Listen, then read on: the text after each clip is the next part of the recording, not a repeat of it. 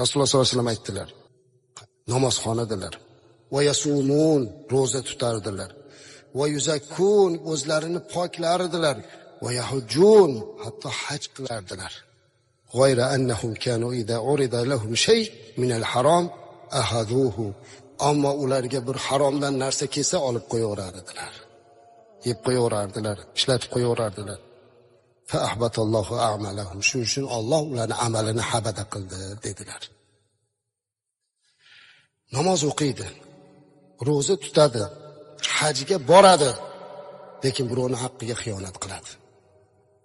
Namoz o'qiydi, tahajjud ham o'qir ehtimol, dod deydi, yig'laydi, lekin haromdan hazar qilmaydi.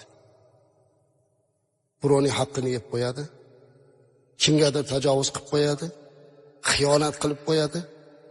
Mana bu narsa o'sha savobini ertaga chang g'ubor bo'lib ketishiga sabab bo'ladi.